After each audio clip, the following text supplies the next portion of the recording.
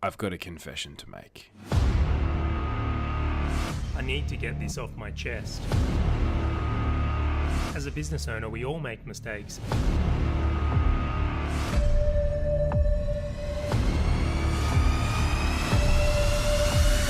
I've got to confess. Here we go, episode 9, Confessions of a Business Owner. Now, this is a huge episode. Kim, thank you so much for joining me, dude. How are you doing? Doing awesome. Thank you, Sir Charley. How about yourself? Yeah, man, I'm good. Like, we've obviously been back from Bali for a while now, and I feel like real life has settled in again. Like, we're back into the rituals and routines I'm used to at home and in business and all the rest. So, feel a bit the same for you? Yeah, definitely. Back to the morning routine, getting the squash games in. Yeah, it's lots of fun and games. Yeah, I was gonna say I must laugh. I had a good laugh about you, Calvin, and your brother Jason all playing squash every morning. I think that's just a great way to start the day. A little bit of competitive spirit. Oh, it's so fun, so much fun. Yeah, I'll bet. So we've got a huge episode today, and this is one we have been certainly me, and this has been a challenging list to make. So I'll let you reveal the episode for this week. What are we talking about today? So this week we're talking about the top 3 books that had the biggest impacts on us. And so originally we are like just the top 3 books, and then we're like, well, is it because you like them? Is it because of the impact that they made? And we decided to go with the impact. And so then Charlie's like, cool, I had 3. Now it's at 5. I've narrowed it down to 6 now because there's so many of them. So I'm excited to hear Charlie reveal them all because there's been so many back and forths on them. It's been great. Well, I got up to 7 before the episode was actually started because I kept looking through my Kindle and Audible and going, oh, what about that one? And what about that one? So, just to be crystal clear, these are the books that have had the biggest impact. They're not our favorite books. We might do a different episode on our favorite books. But I think it's really important to attach, why or what was the impact they had to them as well. So, I'm looking forward to hearing your answers. But before I go there, I wanted to ask you, are you much of a reader? Do you enjoy reading? Is it something you do often, or is it a bit of a forced habit? Well, I do love reading. When I was a kid, I was always always reading books, and this is all most of the time, the fiction books and things like that. So always loved reading. To be honest, I'd say now I'm probably more so audiobooks purely because I have not allowed myself to have time to read. And when I say that, it's like because I'm doing many different things.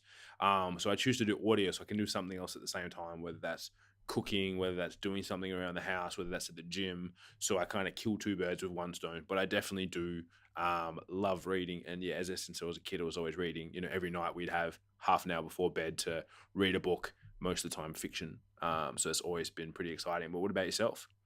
Oh, well, I tell you what, you come up on good habits. And I think there's nothing better than net time. It's when you're listening to a book and you're doing something else. And I think that's huge. I love that from like when you're using something like Audible or a podcast. But I must confess, and that's probably a good way to say this, I think I read 2 books up until the point I started a business. And it was only when a mentor said to me, basically, this is like a non negotiable. And he said he wouldn't have, like, basically, he came to me and said, I wouldn't have been able to do anything without a book. And what he meant by that, or the way I'll phrase that, is he kind of was crediting books to a lot of his success. And he phrased it to me, he's like, you have to understand that someone can spend a whole lifetime learning something, and they'll put that into something you can read into a week and you can take and own.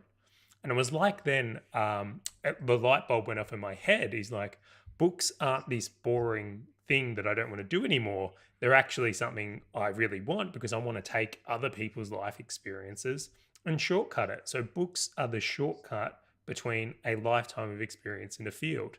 And once I got that, I had this amazing hunger for knowledge and books. It became something that I was like, I couldn't get enough of. In the first year of my business, I think I read about 50 books. So you can imagine going from Wow. 2 in a lifetime up to 50 in 1 year, and have been a savage reader ever since.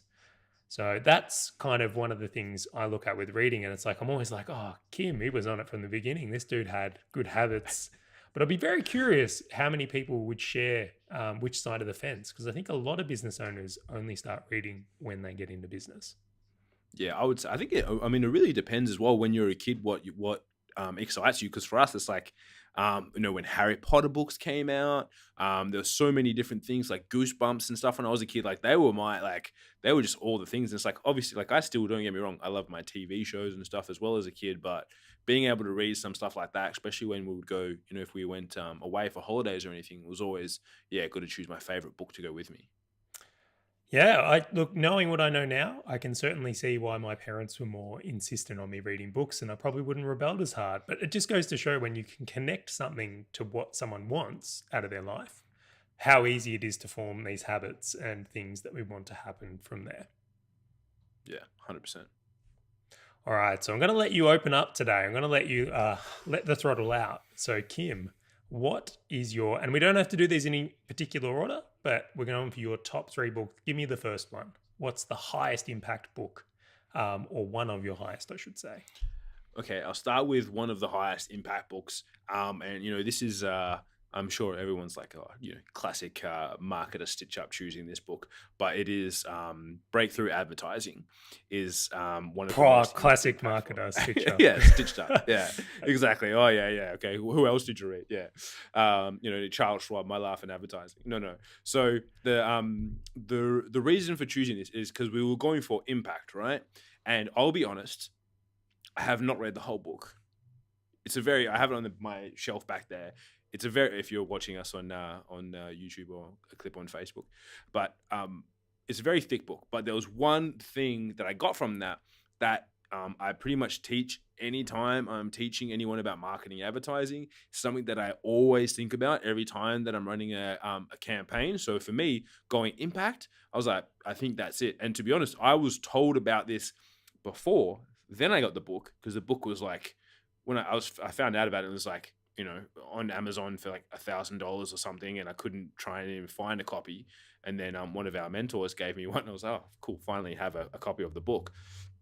But the one section in there was around the awareness levels of marketing, and from unaware all the way to most aware. And I won't fill you in all the details in between. But once I got that, I was like, wow, this makes such a difference for the way that I structure things, the way that I think about things, and the way that I convey a message to someone in a marketing campaign. But also when looking at people just in general, even the product suite we have and everything. So it completely switched the way that I think about things. And I always teach people now, whenever I'm talking about marketing, if time permits, I'll always go into the awareness levels because it just makes such a big impact. So for me, this was the first one that came to me when it was impact. It was like, because I use it so much and I use it all the time, I had to put it on there as my number one. Because I just always use it. And but again, hands in the air, like I have not read the whole book. I've read that section very thoroughly and a few other sections, but I haven't gone all the way through. But just that one like chapter, if you will, alone has made a huge difference to the way that I operate, think about things, and even teach people as well. Yeah, well, I have to. So the first thing is I have to laugh that one of your highest impact books, you haven't read the whole thing. All right, that's a little bit funny. That's actually a lot funny. But interestingly enough, like I have a marketing background and I would almost argue there's been nothing that's had a bigger impact on my advertising career and marketing career than that particular chapter. Like it is the piece de la resistance of marketing and copy. And I would think that anyone who's in marketing or wants to be very good at marketing would want to get a copy of Breakthrough Advertising, definitely. So Kim, I'm a little bit impressed in a couple of things there. One, huge impact, huge. But two, you haven't finished it, which makes it almost better. Just confessions, right? I had to tell the truth. We had to share everything properly. Well, I must confess, I didn't read the whole thing either. It's a big ass book, man. Like to be honest, like it's written a while ago, right? So there's some parts are not dry, but it's very like. Oh, dude, it's like eating a salada biscuit. It's dry. It is absolutely dry. You need some water to wash that down. Yeah, but because it is that much, it's like cool. Like you kind of get what you need, and it's like there's another chapter on that I do like as well. I think it's the market sophistication. Like again, I like that part as well. But it's cool. It's like I go in, I get that, and then I'm out of that book. It's like I'm onto something else. Go back to reading my Harry Potter and Goosebumps. But it's definitely good. And as I said, like even that one chapter alone is worth paying the whatever it is, $150 for the book now. Well, isn't it? Isn't it interesting though? Is like, do you know how many books people read and they never use parts of it? Like they read the whole thing and then they don't actually use something from it. It's like you're actually probably better off reading something and using it, implementing it. So I'm Mm. all for it. I'll stand behind the call. I think it's fine. You've got my Yeah. blessing. And side note, I'm a huge Harry Potter fan as well. I just waited for the movies. Yeah. Much easier, much faster. But I mean, there's a book. It's not on my list, but I'll just throw it out there, which is Dale Carnegie, How to Win Friends and Influence People. He says in there, I'm pretty sure at the end of every chapter, so you do not go on to the next chapter until you like have gone and implemented this. He's like, otherwise don't continue on. Do not read. And I think that's a big thing is that there's, look, I've got so many books on there. I've seen videos of people walking around in front of their libraries, so many books, but it's like if you don't apply something from it, like what's the point of, it's good to have the knowledge, but knowledge not applied is not knowledge at all, I believe. So, I think it's pointless if you don't go and apply it. So, but again, that's just me. But anyway, I'm rabbiting on here, but I want to hear Mr. Charley's not number one, but one of the biggest impact books on you. Oh, okay. So I'm going to do mine in an order of when they had impact. So how early on in my business career. Nice. So it's sequential order. There's no favorite one here. They all had a massive impact. But number one is Millionaire Master Plan by Roger Hamilton, which is a fantastic book. But I want to give you the why it's fantastic and then the impact. So the Roger Hamilton book was my first exposure to profiling. So this is when you would do a test, and then based on the results of that test, it would, put you into you're this type of profile, very similar to like Myers-Briggs or the Colby test or DISC profiling. I was very green. I'd never done anything like this before, and I filled out this test, and which you have to do to be able to read the book. Very smartly done by them. You do the test and then you read the book. Very cool play. But I did this test, and it came back to me that I was something known as a mechanic. And I'd never realized, it was basically like reading a page from my diary. I was like, how do they know this stuff about me? This is really creepy. Does this happen to everyone that reads the book? Now, as you go through this book, it pretty much highlighted that we have strengths and weaknesses. Now, I'd never been exposed to anything like this at my point. Clearly, with my lack of reading in the past, how could I have been? But what this changed for me was thinking that I had to be all things in my business. So this was my first lesson and highest impact of just doing what I was good at. And I now had a very detailed description of what I was good at and a list of what I was terrible at. So the impact of this is that I found Lynn Pedetti and we started Outsourcing Angel. So we met through other circumstances that I'll reveal at a later time. But in this system, Lynn is what's known as a star and I'm known as what's called a mechanic. So Lynn is very, very strong in, being with people and charismatic and extroverted. I'm very good as putting things together like a mechanic and very systemized, no surprise. So when we paired up, our skill sets complemented each other. So this happened obviously very early on. But as far as impact, that was a huge impact. Understanding myself better and other people better was the impact I got from that book, and it offered a huge change in my life. That's awesome. And so 2 questions based on that as well. So one, what was the distance of the time between when you read that and then also when you and Lynn got together? I think I kind of know that. But then as well, obviously you had the your previous business too. Did you apply that to the fullest there, or did it really only come into effect when you started doing stuff with Lynn? Yeah, so 2 awesome questions there. So at the time, I was running a full service marketing agency.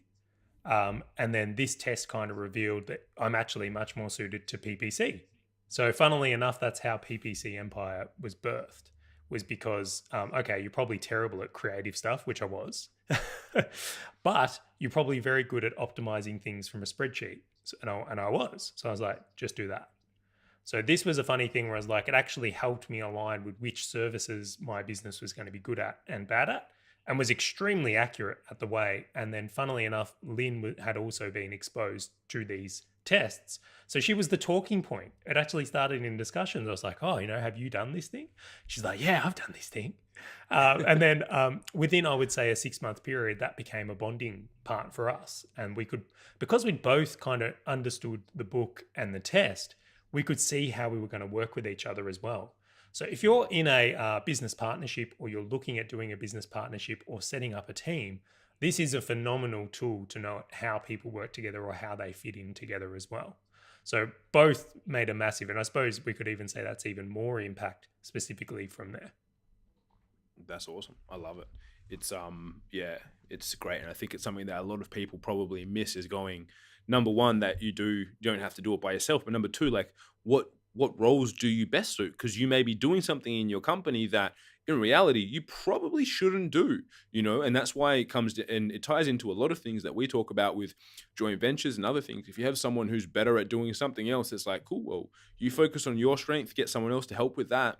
And I know there's a lot of people where they and obviously they sometimes have the luxury after being in business in a while, but they go to start a new company, they won't do it unless they have essentially 4 people across 4 different roles that have the right dynamics to actually make that successful. So I'll even go as far, I would never do I never do any ventures alone again based on this. So I know quite clearly, I should say, that's a massive fault, because I'm not a complete skill set. I'm very good in one area and I want someone equally as good in their area. So I'm a big believer in joint ventures, in business partners, in associates, in all kinds of things, in bringing people together, because the group is always going to do much better than the sum of its parts. Otherwise, and don't get me wrong, some people do well as solopreneurs if that's what they want to go with. But for me, individually, like, I need to be a part of that environment to do well. I'll always do well in an environment with those pieces. Love that. That's awesome. So that's my first one there. As I can see, I love the stories behind these things, by the way, Kim. I loved your story there about how it was. And even then I'm telling my story and I'm like, oh, I remember all this stuff. It's rather exciting. So what's your number 2? Lay it down. Number 2, numero dos.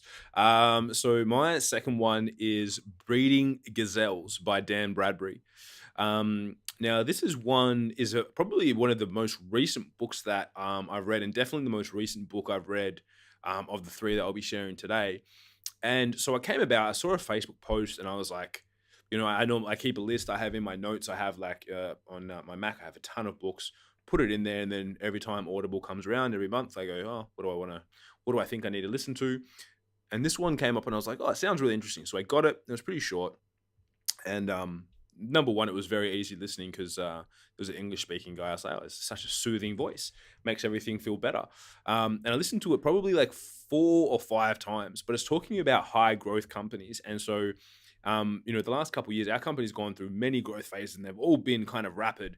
And like you said, when it's like they're reading a page from your diary, the whole time I'm like, has this guy got cameras in my office? Is he like bugging my microphone, saying all these things, these problems and different stuff? And I'm like, oh my God, this is like so accurate. But he didn't just tell the story. He also went and got like interviews with people and the same problems that they faced. And it's like, you listen to me like, oh, cash flow, these things and cycles. And I'm like, oh, this is like so much exactly what I need to hear. Don't you love it when a book does that? Like, don't you really love it when you get that type of connection with a book?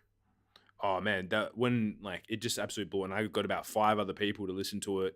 I think I sent it to you as well. And then from that, I got another book after, which again was great. That helped me out greatly too. But when I listened to it, the way that the impact it had, I was like, well, number one, in business, you always think, okay, I'm the only one that has this problem. My business is so unique in the way that I do it and I run it. No one else could have that problem. No, that's, I'm an individual. I'm a special person. Special snowflake syndrome. Absolutely. Yeah, exactly. No. Everyone else is different. They don't have the same haircut as me. So when I was listening to it, I was like, okay, cool. So there's solutions to the problem that I'm having. And when I went through it, I was like, wow, it hadn't really hit me. I knew that there were problems, and I was like, well, I started asking friends and things and trying to figure out the solutions, but it gave it to me in such a succinct way where it's like, they first of all addressed my problem. I was like, cool, I know that is me. And then they go, cool, here's all these other people that have had the problem, case studies, testimonials, if you will. And then here's the solution. Here's what you need to be thinking about. And a lot of it is what I was doing, but it was just the reaffirmation, but also the stressing the importance and going, cool, well, some businesses, you're at a tipping point. It's like, you can go up or down. There's only 2 paths, you can't sustain it. So it's either going to improve or you're going to crash into the ground. So that reaffirmation made me think, okay, cool. First of all, I need to start working. I've got some of the notes. It's like, cool.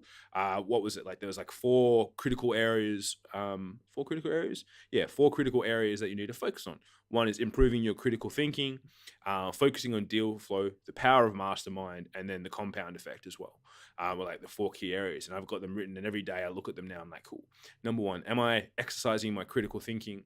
Number two, am I focused on my deal flow? Number three, am I using the power of mastermind, the people that I have around me? And am I focusing on the compound effect and every day, incremental benefits in every area, constant and never-ending improvement? And it's just had a dramatic effect because it made me rethink what was possible and hearing the outcomes and what other people did, and just took away all the stress and pressure I was putting on myself, going, basically crap's going crazy, like it's going to fall in a heap, going, well, no, now you're here, other people have had the same problem, here are the paths and outcomes of what you can achieve, and what's on the other side. Because I think that's a lot of things you go, wow, if I get through this, what happens next?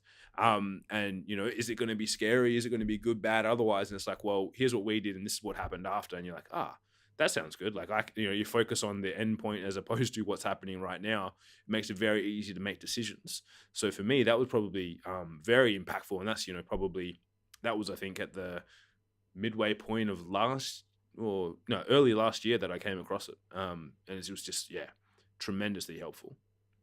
Well, I tell you what, I reckon this might almost be your highest impact. You've been a little bit fired up. I can feel the passion coming out of you.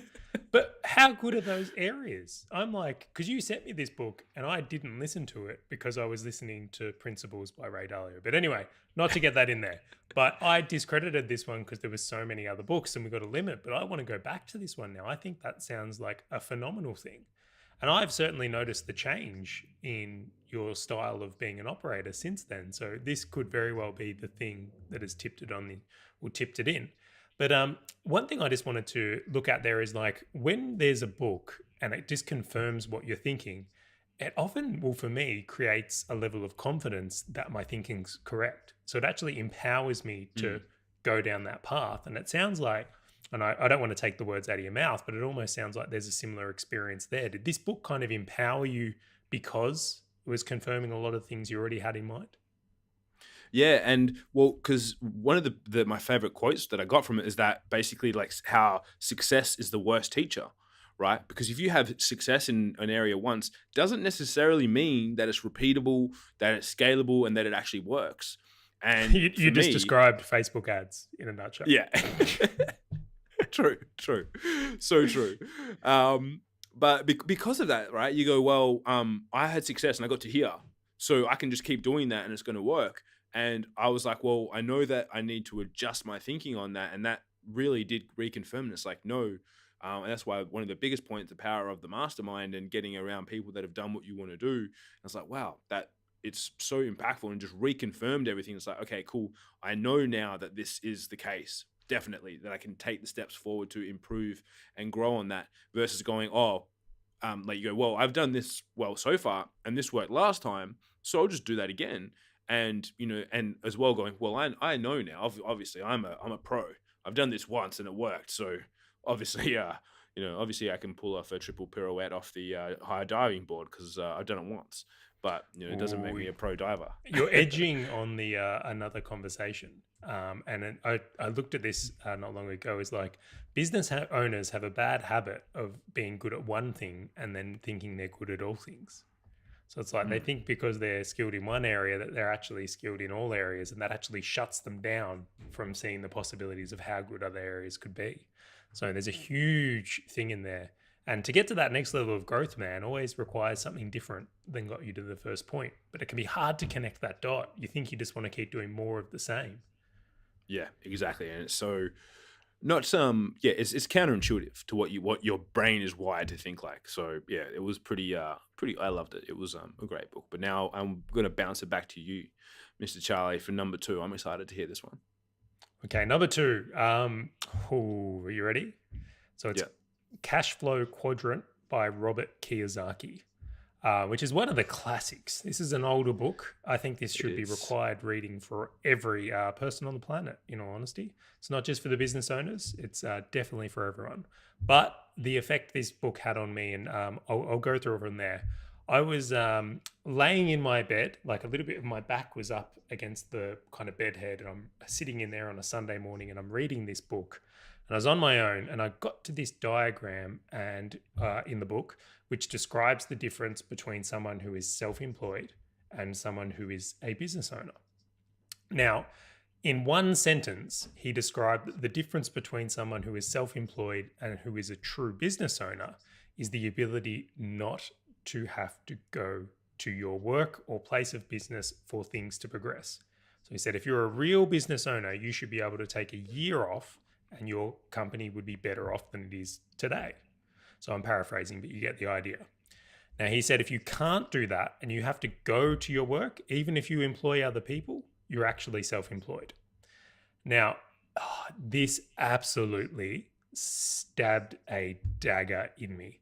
Like, I remember this moment. I threw the book into the wall on the side of it because I had built up this identity as a business owner, but I was actually self-employed. So this book was my first exposure to really understanding the difference between someone who is self-employed and to someone who is a business owner. And I remember sitting there in that bed, really frustrated and shitty at this point, book thrown to the side after this glorious Sunday morning going, at first I was actually angry. I was like, I didn't want to believe it. I was like, nah, this book is wrong. And then it hit me and going, oh, hang on, I'm wrong. There's guys out there that don't have to go to work for their business to function. So this changed the trajectory of everything I focus on. This changed the trajectory for me completely into going, well, right, that's what I'm focused on now. I will build businesses that do not require me because that's what being a business owner is. Now, if you're someone that's listening to this podcast right now and you're a little bit offended, I hope you are. And it is the thing that changes this for you, because this had a huge impact on me to the point where now that's how I operate. I don't build anything that requires me. I don't do or participate in any businesses that require me to be there into function, apart from this podcast, because I have to be here from there. But even there, this is something I do for fun. This is honestly, you and me, has been something we've wanted to give back and pass on. This isn't a business entity like my outsourcing angels, for example, which runs completely away from me. Now, when I look at things and I look at my path in business and all these things, it's hard to put anything above that. It's really hard. I've got one more, but that had such a huge impact on me as a business owner and where I took my decisions. Yeah, as you say, I think it should be something that's a required reading. Like I remember reading and I had the same thing. And I remember, I think my dad got me Rich Dad, Poor Dad and Cash Flow Quadrant as a gift. And I said it to him and I read it back to him. And like the same thing, he was like offended when I said it to him. He's like, no, Kim, I am a small business owner. I have my own business. I was like, no, you have a job. And he's like, all that. And that's, like 17-year-old kid telling his dad. And then he's like, go to bed. Like he's get out of here. Get out of here. How dare you? It's a really offensive moment. It is like, I kid you not, is like to be sitting there on my own reading a book and it to have such an impact on my, how I felt physically. Like I was angry. I didn't want to believe it. There was denial going on. There was all these things happening around that statement because the industry itself and what is common knowledge is, well, basically if you register a business as a PTY Ltd, you're a business owner. When that's not actually the case. You can definitely be in a business that requires you and more self-employed in that scenario. So it hurt, but it was such a good thing to happen. Yeah, and I think it's good, as you said, like you kind of then led the foundation for you going forward to make sure that you set things up properly so you actually are a business owner instead of an operator and job holder. Yeah, well, I mean, so after that, I went through everything I was doing and just basically said, well, does this require me? Yes, then we're not doing it anymore. And this was everything. So that was the filter I ran over my life. And over that next 12 months, maybe a touch longer, but over a duration of time, I gradually got all those things that required me off my plate and had this as the focus. So it was an awesome experience for me. Yeah, that's so good. As you said, 100% required reading, I think, for everyone. All right, let's lay it down, man. Number 3 for Kim. Number 3. Now, number 3 is The Alchemist by Paulo Coelho. So this is an interesting one. But I first want to ask you, Charlie, because I'm going to explain a little bit about it and then impact. But do you know what, do you know what being an alchemist or alchemy is? So I've actually read this book. So I've read this one and I read your good. first one. The only one I haven't read is The Gazelles. So that'll be the next on my reading list, but I am very familiar with what an alchemist is and alchemy. I think you should explain it though, because it's not a common word. So just give a definition. So essentially for me, the way that I see it is that every business owner, keyword, right, is a alchemist. The impact is basically so the alchemist basically was, back in the day, and I'm paraphrasing from my interpretation, they would take certain materials and be able to turn them into gold, right? They'd be able to take this like almost as if they were like a magician or a wizard, if you will. But the biggest thing that I think of is that as a business owner, every day we turn up and we create something from nothing. Like that's just what we have to do every single day to learn and grow. And it's like, I was thinking the other day, we came in and we've got products, we've got services, but in reality, we put something up, we do something, and then in return, we get leads that then turn into sales, that turns into money in the bank account. We literally create from basically nothing. We create something, we create money, we create value, we create clients and a business.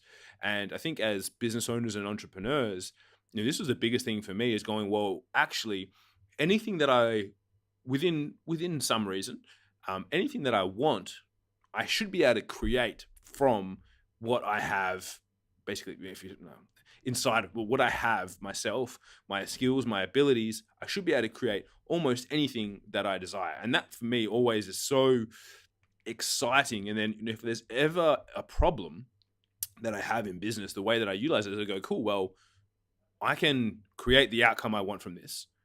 So, and there's days where I get super frustrated or annoyed or upset or angry about things. And I go, well, or even worried or scared. And it's like, well, I have the power to be able to do whatever I want. So why am I getting upset or frustrated? Why don't I just do something about it? If I want to create more leads, more sales, why don't I just do that? If I want to get rid of something that's causing me stress or pressure, why don't I just do that? There's no reason that I have to hold on to anything or not have anything, because ultimately it's down to me to create whatever I want. So that's had a dramatic, and that's probably of all of those, that's the book I've read the longest period of time ago, but it sticks with me every single day going, well, I can do whatever it is I want. I can create whatever it is I want. But as equally as much, I can get rid of whatever I want as well. That is so awesome. It's like, I love that it opens the possibilities, like it clears the limiting belief.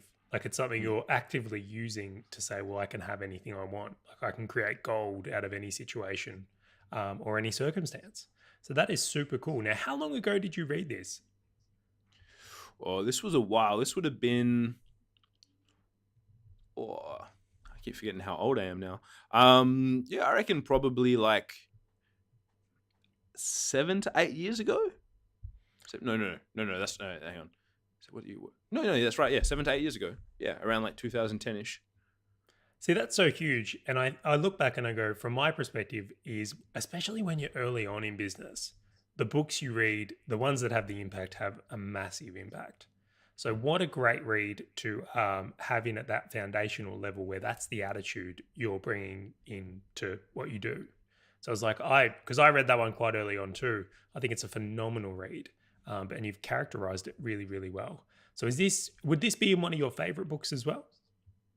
Yeah, it was definitely, and especially because I read it, then also listened to the audio. I used to live about an hour. Perth people will get this. Melbourneites probably not so much, but I used to have to travel an hour to work every day. In Perth, that's a long time. People they quit jobs for having to travel more than 30 minutes away from where they live. Charlie's like, man, that's just the morning commute. If it's not an hour and a half, you're not really working. So in Perth, it's a big deal. So every day I would listen to audiobooks and stuff on the way to and from. And The Alchemist I probably went through, had on repeat for 2 weeks, and just kept going through it, and it was just always intrigued me so much, and I just loved it. And then when I heard Will Smith was his favorite book, I'm like, yeah, this is awesome. So yeah, it was it was definitely one I went through a few times to make sure I kind of like got the message 100%. Oh, awesome, dude. I love it. Yeah. Now to throw back to yours, drum roll on the final one. What is your third book of impact? Ooh, so we're ready to continue in the story. So, cash flow quadrant had an effect on me, and I realized that I need to be a business owner. That's what I want to be, and as I identified as. So the next thing was, what does someone do as a business owner? And I'll have to give a shout out. Fletcher Seal actually recommended this book to me, and it's Billionaire in Training by Brad Sugars. And this book really cemented something I want to be my longer dream. So this is what I actually aspire to be doing with my life, and that's buying and selling businesses. So in this book, Brad Sugars lays out practical examples and goes through what it's like to buy, build, and sell a business. So after reading this, it cemented to me that it was possible to go down this path without being some sort of like massive investment bank. Because that's obviously what a lot of big investment banks do, is they buy companies, they put them apart, they put them together, they do all mergers and all that big stuff. Brad kind of showed me in this book is like, well, as a small business owner, if you're truly a business owner and you've got things that are making money, or you've got money or ways of doing it, you can buy other businesses, build them up with the skills you've acquired, and then sell them off. And I was like, well, this is exactly what I want to be doing. Sounds like a whole bunch of fun on a big level. Now, this is purely my opinion, but I think there is no greater conquest as an entrepreneur than to build a company and sell it. I think that's actually completing the cycle. I don't think companies are meant to stay around forever. That's not the intent. Nothing lasts forever. Why would businesses? I absolutely love it, and I've obviously seen the impact that's had on you, and definitely as you've and the approach you take to things now as well. So it's so cool. So like after reading that, what was like one of the bigger takeaways from that book that you started to apply? Is it in the way that you were judging things that were coming across your plate, or like or did you start to actively look for things? Like what was one of the biggest things you think? So I have to share a funny story on this one. You learn lessons in this. Okay, so after reading this book, I'm a business owner at this point. I've got times. I'm like, right, I'm going to buy a business. I'm going to do it. I'm going to go buy something. I'm going to work it up. I'm going to sell it. So I picked yoga studios. I'm like, okay, I understand what a yoga studio is. Like, I understand the product and service. I actually quite like yoga myself. I like the business model. It has a location, not a lot of equipment. Like, this isn't going to be a hard one to understand. So I went to a business broker and I was like, right, I would like to buy a yoga studio. And I went to a few and I said, I want to go through this process of understanding what it is to buy a business, look at some books and all the things that come with it. Obviously, I've signed NDAs. I can't tell you which studios or numbers or anything specifically, but I went through this process. So over time, when you do this activity, you get sent a whole bunch of stuff like the books. Now, my plan was to go through 10 sets of books and then make a decision based on which one was doing the best and look through it through a range of analysis based on, locations, leasing agreement, the numbers, how new it was, what their marketing was like. Now, I just want to put a layer on this is that my background is marketing. So my plan was to buy a yoga studio that was doing okay, but was doing terribly at marketing. And I was going to apply all my marketing skills to it to grow it. And then I was going to sell it. That was the game plan. Not the worst game plan, I thought. Anyway, as I got these books, I realized very, very quickly how cooked this whole thing is and how sneaky business owners can be with hiding their numbers and making things look a lot better than they are. So I'll give you a really good example is one of the yoga studios was saying, we've got 500 active members. And I was like, sweet, this joint's got to be killing it. But then when I dug into the revenue line, I was like, well, why don't they have the revenue of 500 members? Like the revenue is actually more like 100 members. And when I asked, they're like, oh, well, we're including the members that are on pause or have gone away or done things like that. But I was like, but you're selling it as 500 members, but you've got 100 members. So I quickly got a taste of, you're playing with the big boys now. Like, you have to understand that there is definitely a lot that goes into being able to analyze and assess a business. So a little bit hurt from the experience, I won't lie. Got a few scars from that one. Put a lot of time into understanding. I do think it was a worthy thing to do. It was one of the best things I did for understanding this game. But it led me to believe, it was like, hang on, I need to actually skill myself up in this area and develop my team past myself, work with other people, as we spoke about earlier, who we can then conquest and do this stuff. So my mission in the background of everything I'm doing at the moment is to build and create my team for pulling this off. And that's what I've been working on personally in more recent times. That's awesome. That's so good to take from that. And as you said, it's probably from someone who's done probably a lot of purchasing and a lot of scaling of businesses and stuff, and to the point of selling, franchising, and all that sort of gear. So that's really, really cool. I love it. I'm definitely going to add that one to my list to check out as well. Yeah, some super cool stuff in there. So like, I'll give massive credit to Brad on that one. I thought it's very well written. It's got a great story, and then the examples and strategies used in it is very much useful. Like how to look at a business, how to apply things to it. It was really well written. That's awesome. Love it. So this is the high impact books we are sharing here. And I must admit, it's, I was going to say, not our favorite books, but the highest impact. But it's funny that even in sharing this and hearing yours, I can see how these ones have had an impact on you. Yeah, and vice versa, as you said. Like it's, I remember you told me the yoga studio story before, so it's good to see where it kind of originated from, for you to go down that path. So it's really, really cool. So I think the thing anyone listening to this podcast can take is like understanding of like how much impact a book can have. Like those things you can go and buy for like 10 or 20 bucks on Amazon can literally change your life. Yeah, dramatically. Huge.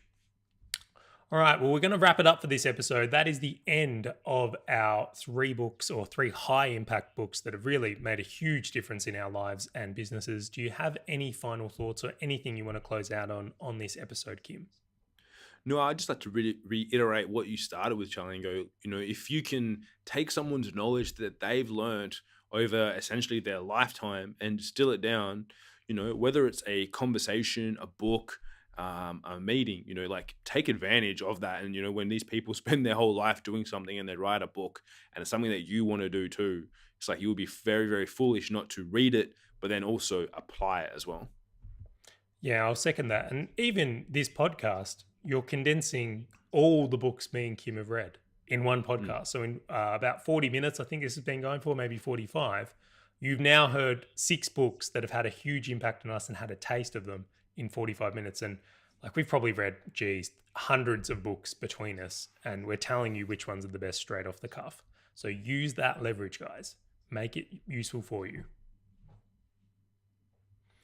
All right, guys, that's the end of the episode. Thank you for tuning in. I'll make sure we have links to all the books referenced in this so far in the show notes if you do want to check them out, or just go to Old Mate Google and start putting in some titles. I'm sure you'll be able to find them on Amazon as well. So that's it. Till next episode, thank you for tuning in. Bye.